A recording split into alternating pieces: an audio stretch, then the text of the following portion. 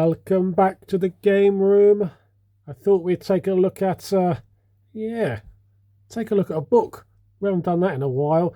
1001 video games you must play before you die. We've got a preface by Peter Molyneux. You should know who he is. If you don't, then and edited by Tony Mott. If you're an Edge magazine fan, like I am, like I was and am, yeah. Tony Mott, very, very good writer as well as an editor. And I believe he had to be brought back to Edge magazine. He did leave once. I think he had to come back because I believe the magazine was in trouble at some point, so they had to get him back in the fold. As you can see, it's a fairly substantial publication, this one, guys. Really, really nice quality. The actual printed work, the pages, really nice screenshots, high resolution. A really, really nice addition to your coffee table. I mean, I do have quite a few video game related books now. Something that I do collect for. It's just another way, isn't it? It's another way, let's say, for argument's sake, of experiencing gaming in another format, I suppose. I like it. I do like it. And I still prefer magazines over any kind of digital format. So I don't think that'll ever change. But yeah, you can leaf through this anytime. Sometimes I'll return to it, find something new, something that will challenge you, something you don't agree with. Often you're completely surprised by something. But for this video, I'm going to just choose some examples that are kind of relevant to me. And we'll talk about why I think they're relevant. So we're not going to go for anything too pretentious. Not going for anything that's, kind of historically or culturally important. We could go down that route, but I'd rather stick to what some titles mean to me and how they kind of relate back to the broader aspect of gaming. So I think we need to crack on, but I hope you're all okay, guys. I really do. And my first choice. Shall we look at my first choice? Yeah, let's turn the clock back. So all the way back to the Atari VCS, where it all started for me. And I'm going to choose this one. It doesn't even get its own screenshot. Can you believe that? Combat. Probably one of the very first games I played. 1977. There you go. Yeah, a seminal moment for me. It introduced a real competitive two-player element for the first time I can remember. Fair enough, you had Pong, for example. You played with a friend, or you played with your dad, or something else like that. But this really introduced a little element of competitiveness. So I definitely had to choose that one. And next up, guys, is an arcade machine that I was lucky enough to experience all those years ago when it came out. And that would be Battlezone from Atari, 1980. There you go, 1980. Kind of relevant because it really, for me, was that first real element of realism, kind of VR if you like, and also, let's face it, vector graphics. Ever since seeing something like this, they just had me completely mesmerized. And there's been lots of things that have come and gone in the world of gaming, but for me, vector graphics still looks clear, sharp if you like. Most importantly of all, it's timeless. Got a timeless look to it. Still looks fresh today. Any vector-based game, in my opinion. Here we go. Pac-Man gets a really nice screenshot there, full page. 1980 from Namco. And correct me if I'm wrong, but it was pretty much the first video game character that was really kind of promoted and cashed in on merchandise and everything else. I think he had his own cartoon, and one of the best things in my collection is the Fleer trading cards. I think Fleer was an American company. They are American cards. You know, they used to come with the bubble gum. We really collected them back in the day. But yeah, that kind of first mass market appeal for a proper character, if you like. And I'm one of those rare people, very rare people, that I actually like the version on the Atari. But there you go. Next up, here we go, guys. Commando, Capcom, what can you say? 1985, I believe. Now, I did play this. I played this in the arcade, but my main experience of this was on the Commodore 64. A really tough little shooter, but when you get into the zone, you just keep going. You just keep going. And I remember on the C64, I used to go around the clock continuously. I memorized it to that extent. But yeah, fantastic arcade experience, in my opinion, and one that should be experienced. And I can't wait to play the Atari VCS version. Believe it or not, it got a very late conversion to the VCS. Can't wait for that. I need it in the collection.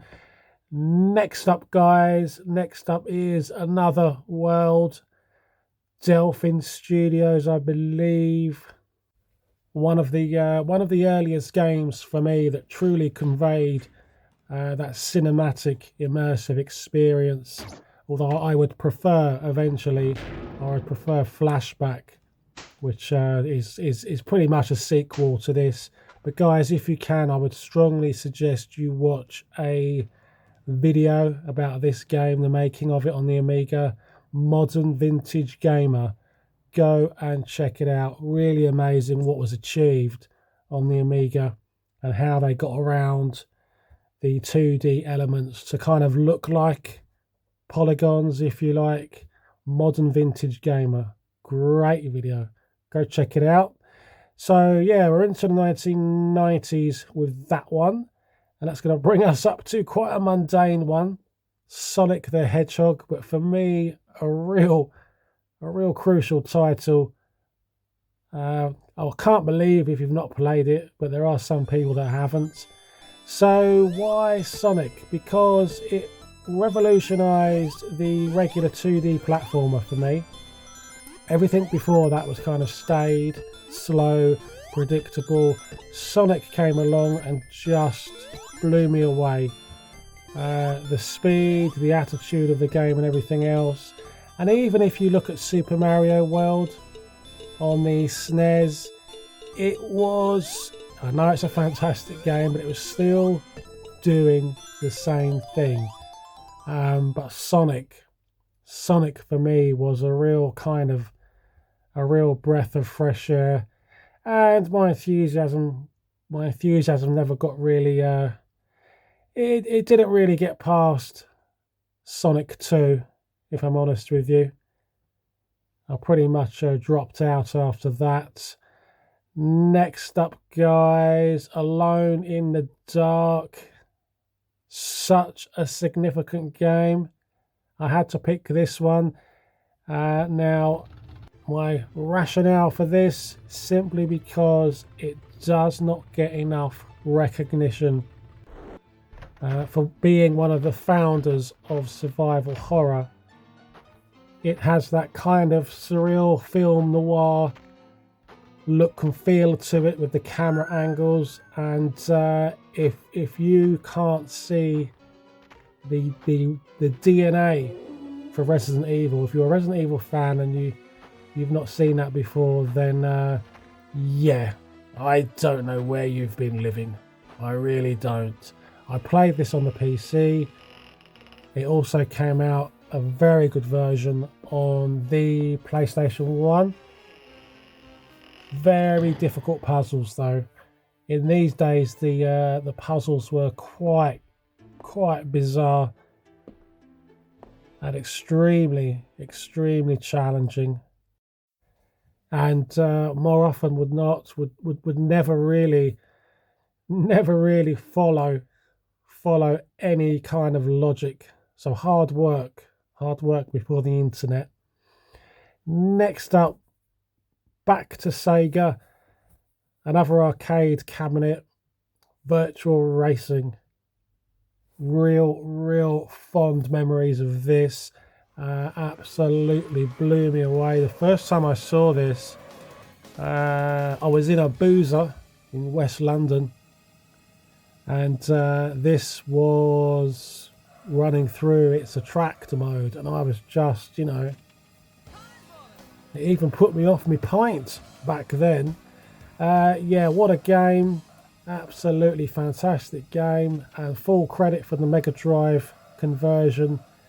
It might be a little bit of an urban myth, but apparently Sega tried to patent the camera options, the various camera heights and the options.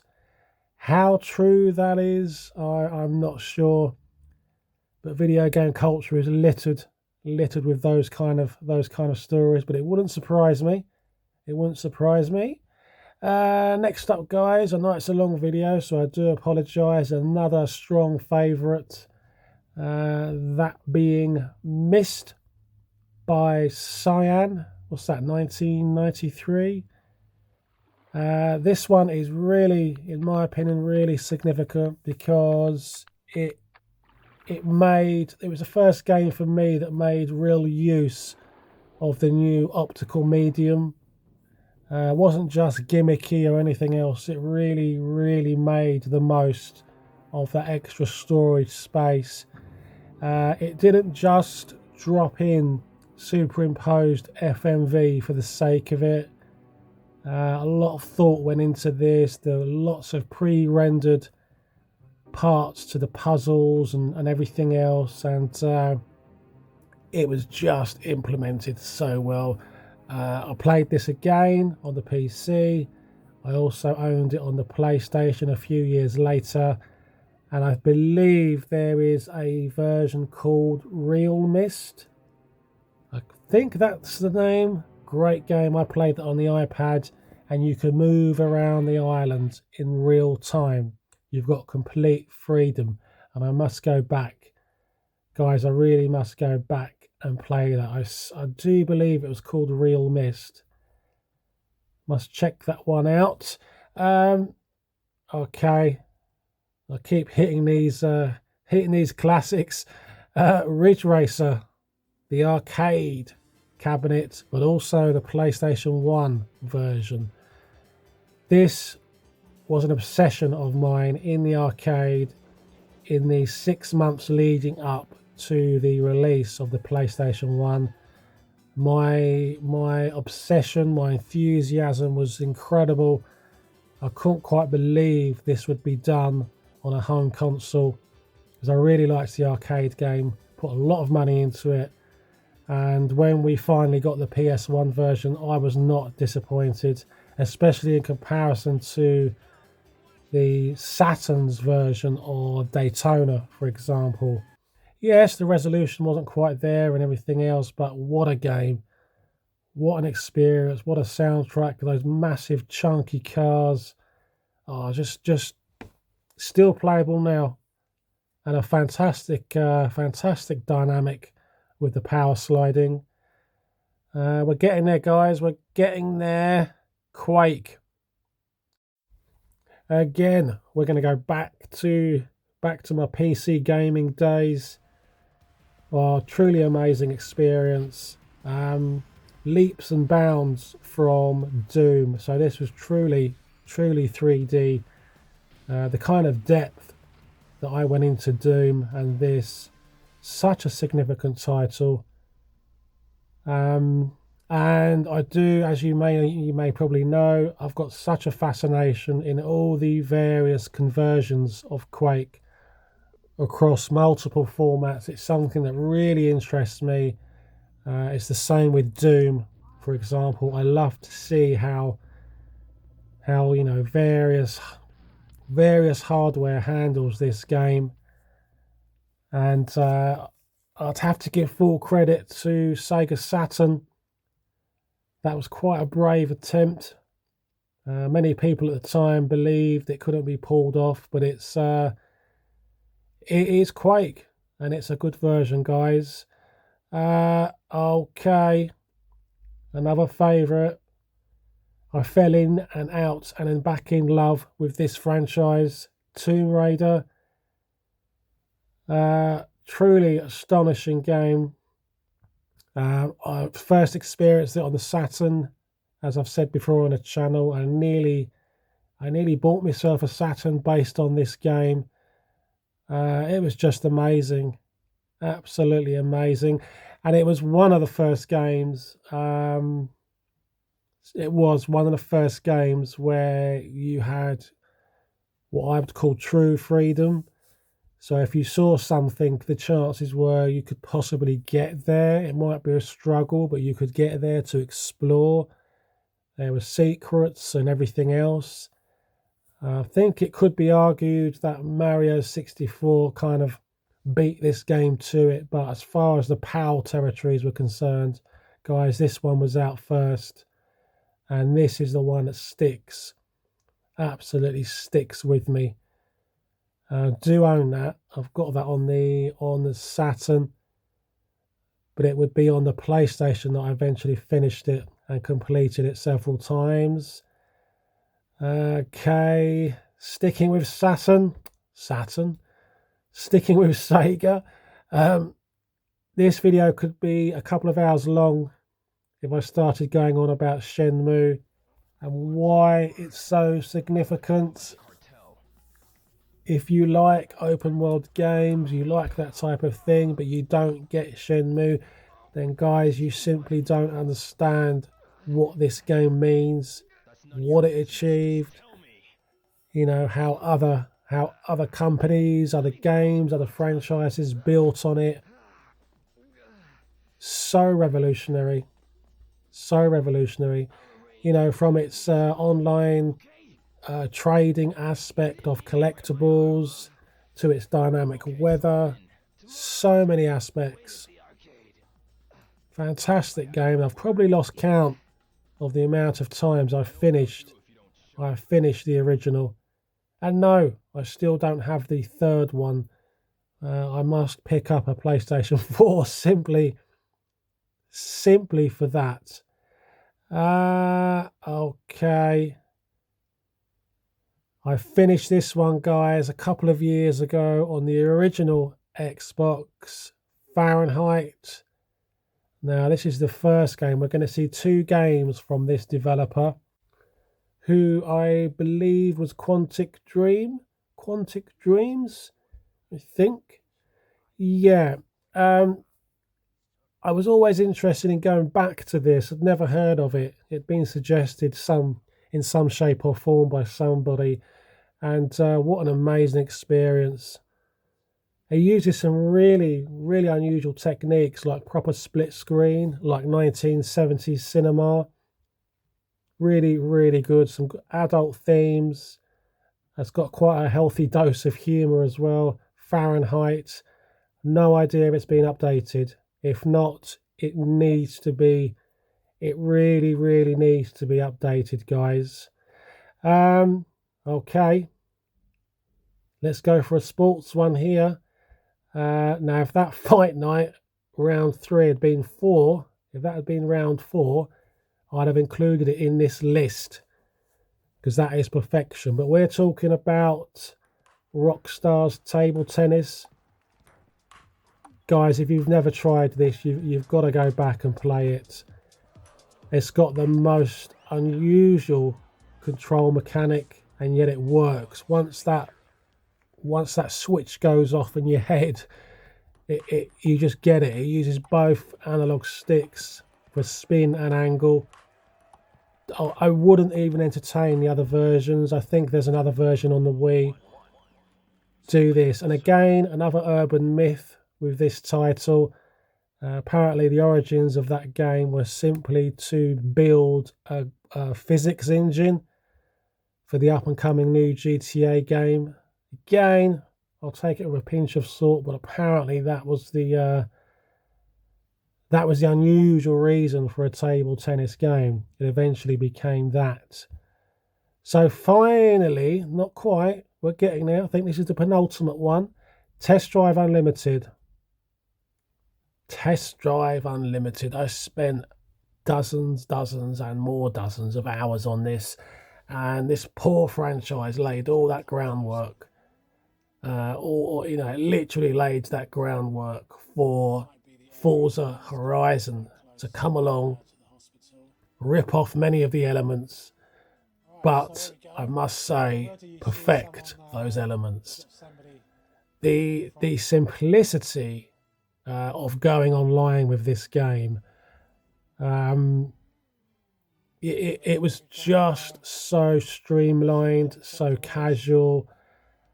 It was one of those titles where I seemed to get a lot of the best races. I guarantee now, if you still go online, you'll still get a race. You'll still find people on there. It's got a little bit of a weird feel to it, the car mechanics. But it's just an amazing title. I haven't played number 2 yet. So finally, guys, I said there were going to be 2 games from Quantic Dream. Heavy Rain. I recently got a PlayStation 3 when I played this first, and it really, for me, it really perfected what a cinematic game should be. You know, we'd moved away from that terrible moment in history of so-called FMV interactive movies, but this is where we were aiming for, with proper cinematic experience, fantastic writing and story. So guys, that's it for me. I know it's been a long video, but I wanted to talk about that book for a long time. 1001 video games you should play before you die. And interestingly, I have the version based on the movies. So guys, take care of yourselves, be safe, and I'll see you soon. Bye bye.